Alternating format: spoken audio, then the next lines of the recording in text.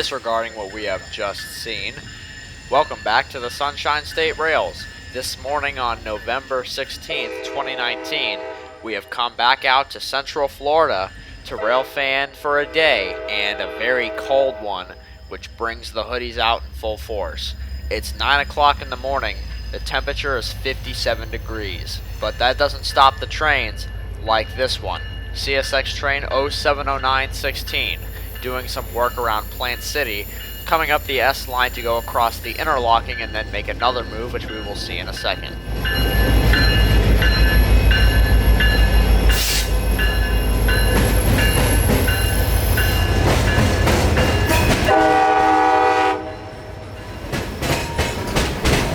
"709's got a pretty easy slate this morning.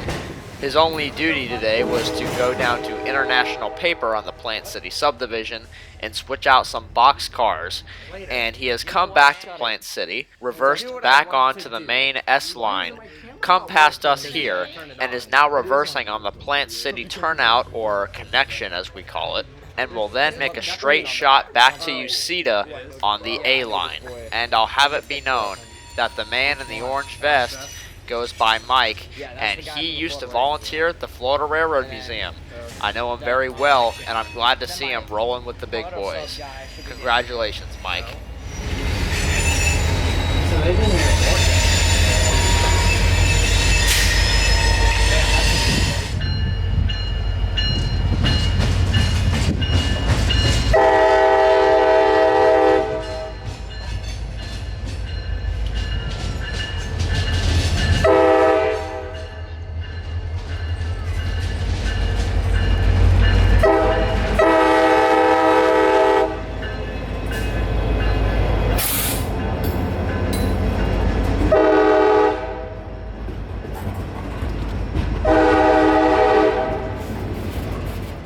We don't hear anything else over here, so we move to Tampa, and we catch a small power move.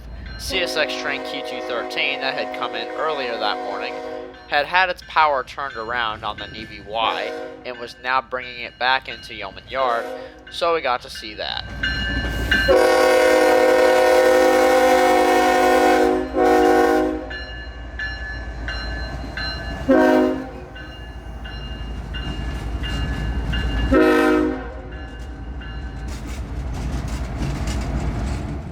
It was then that we took a break for a couple of hours and found something to eat on our way back to Plant City.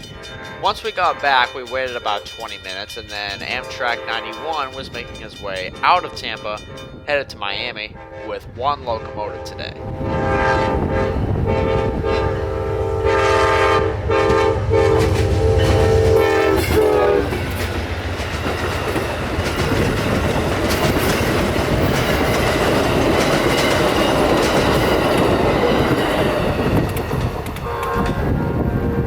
Then that we drove over to Winston, and we heard Q453 backing into Winston to do some switching before heading to Miami as well. Now here's a topic that I would like to bring up while 453 takes his sweet time to back in here. Remember how Wildwood Yard closed a few months ago, causing this change? As of this recording, it's open again.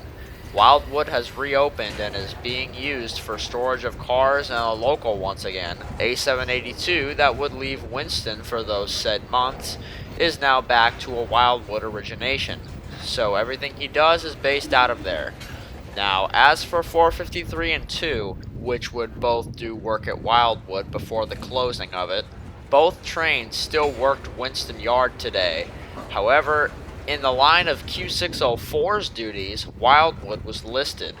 So as to whether 604 and 3 are taking over their duties and 453 and 2 are still doing Winston, that's unknown to me. But I thought I would bring that up just so y'all are educated as much as you can be by me. In case anything does happen, then you'll be slightly prepared for the higher concentration of info that might come your way soon. Thank you, you too.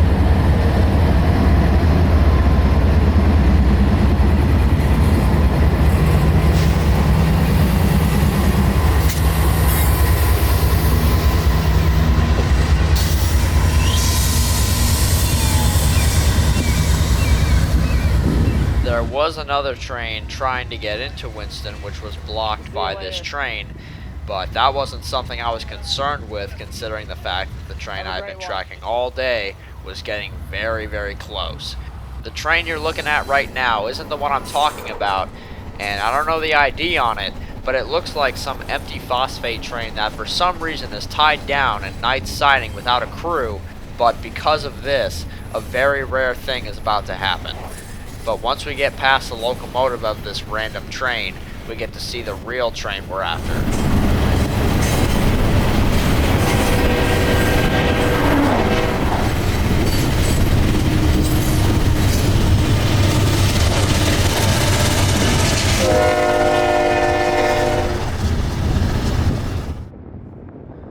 So what's this rare thing that I'm so hyped about right now? Well, let's see. There's a Q442 mixed freight coming out of Tampa heading north for Waycross, Georgia. And there's a southbound NO1012 with loaded coal for Tico at Big Bend. So, what would happen? Yes, they would meet at a siding. Usually they would do it at night. But wait a minute. We just saw nights and it was blocked by some random phosphate train. Exactly. This is Plant City siding. A siding that, as far as I know, has not had two mainline trains meet here in the last 2 years or so. Correct me if I'm wrong on that, but for the last couple years, as far as I've known, nights has been the preferred meeting point for two trains like this. But today, since there was a random train in that siding, and there are no sidings in between here and Tampa to meet two trains, the dispatcher had no choice but to run a meet through this siding. NO10 wasn't moving too quickly, so 442 got to us first. Here he comes under the I-4 overpass, heading north. However, there was one thing about this meet that did surprise me.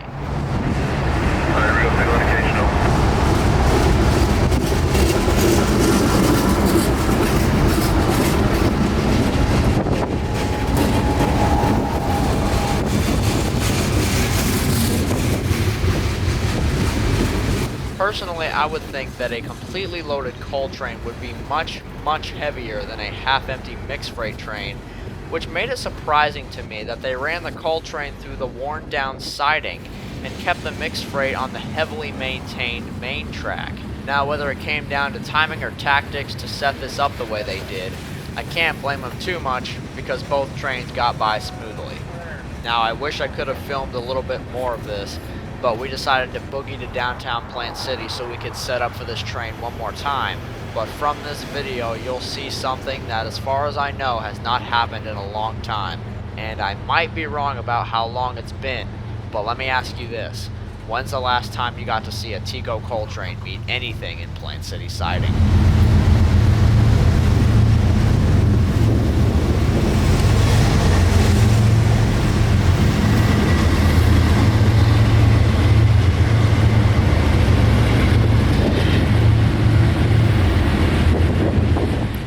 So after capturing that rare moment, we make our way downtown and set up by the tracks and get our cameras ready for this loaded Tico coal train coming across the interlocking and around the corner, heading to the Big Bend power plant in Tampa.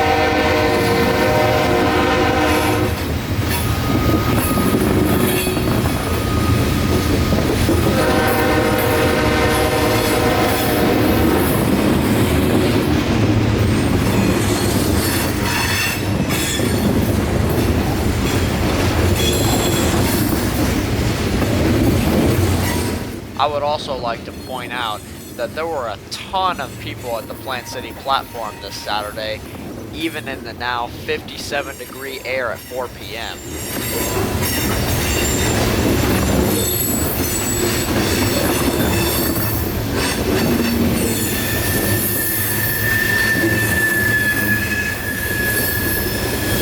And one final surprise to end off our very successful day.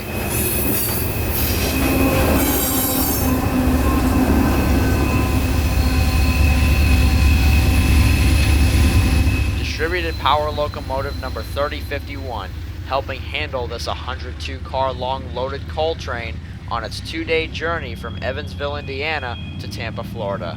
It was a very cold day out here on the Sunshine State Rails. The temperature never even hit 60 degrees. The highest was 59 because it was overcast all day. Can't say I'm complaining about it though, because I've been waiting for this all year.